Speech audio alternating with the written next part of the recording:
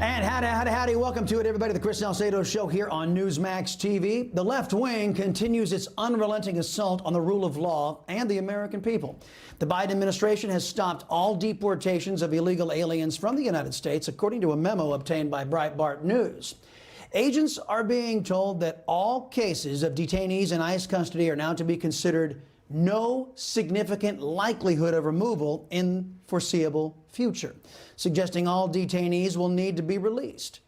Of the 14,195 detainees in ICE custody, over 71% are convicted criminals or have pending criminal charges.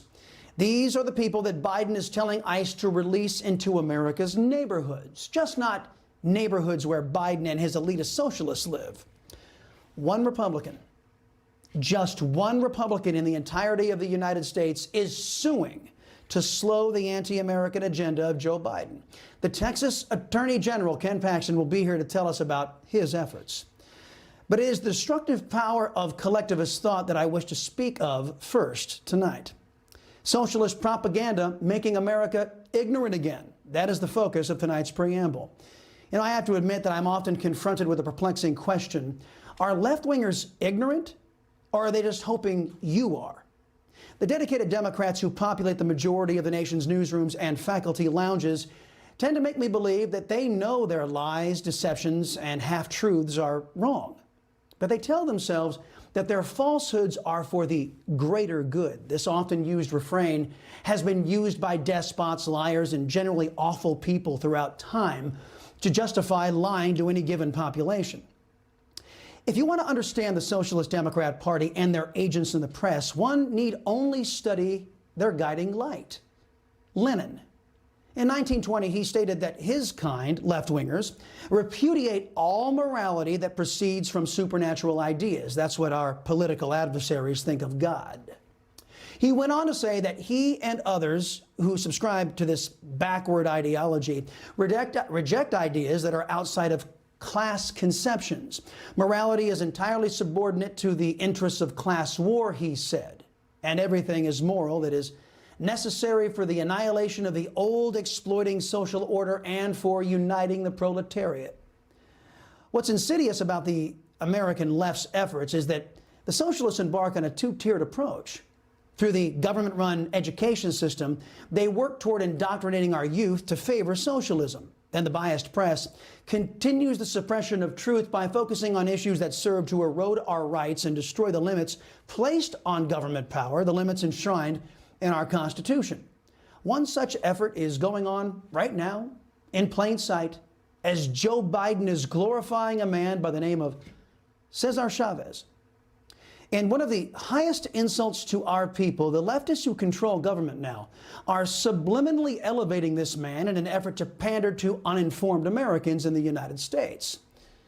There was a defining moment, shall we say, that happened to me when I was a kid. I was between 9 and 10 years old.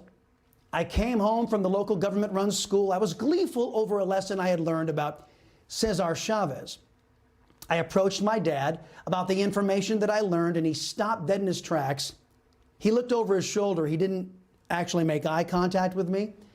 And he said to me, "Blanking communist." And then he kept on walking into the kitchen.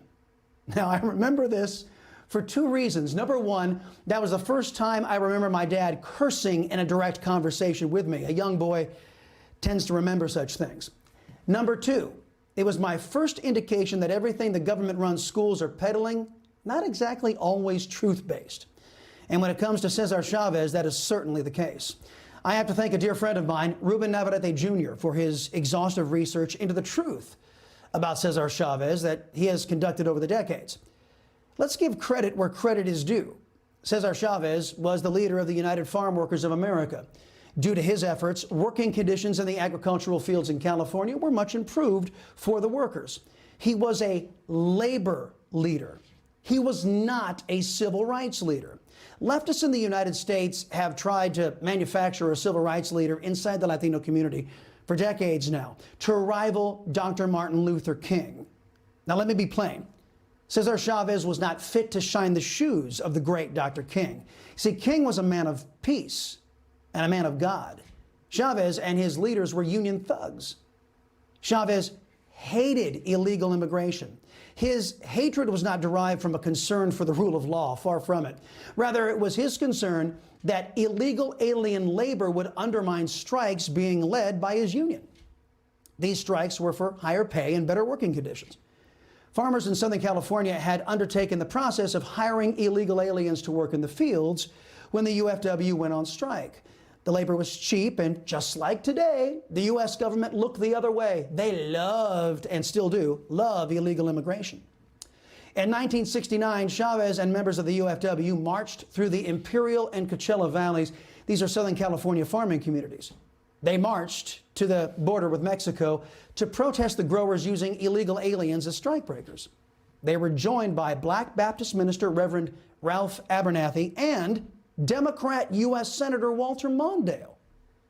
In 1973, the United Farm Workers set up a blockade to prevent illegal aliens from coming into the United States. They called it the wet line.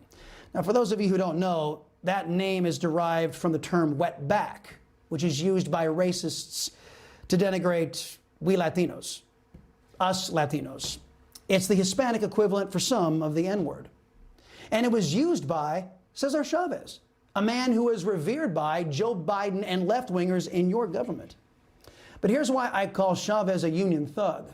During one such wet line event, UFW members, under the guidance of Cesar Chavez's cousin, Manuel, United Farm Workers physically attacked illegal aliens, kicked the tar out of them, as they say. They did so after attempts to peacefully persuade them not to cross the border had failed. Now, if you need a visual for this, just imagine what Biden voters in BLM and Antifa have been doing to the United States for months in various cities, but directed those beatings and beating the living daylights out of illegal aliens. We conservatives have simply wanted to stop illegal immigration by enforcing existing American law. Cesar Chavez founded a group that used physical violence to prevent illegal immigration. And now, Chavez's bust is proudly displayed by Joe Biden in the White House. Oh, but wait, kids, it gets far worse. In 1979, in congressional testimony in front of the Labor Committee, Chavez said, "The employers use professional smugglers to recruit and transport human contraband across the Mexican border for the specific act of strike breaking." That's a quote. And you heard it right. Now, we conservatives have simply wanted the law enforced, but the union thug, Cesar Chavez, he dehumanized illegal aliens by calling them human contraband. Again, it's in the congressional record. Anyone at ABC, NBC, CBS, CNN, the New York Times, the Washington Post, they could look it up. I did. He called illegal aliens human contraband, and now Cesar Chavez honored in Joe Biden's White House, proudly displayed on Mr. Biden's desk. I'm convinced that Joe Biden did this as a pandering move to Hispanics. Biden hoped that we were all too stupid to know the real history of Cesar Chavez. And I have to admit that many loudmouth leftist Latinos out there are ignorant. What else do you expect from socialists? But we liberty-loving Latinos are a bit more informed.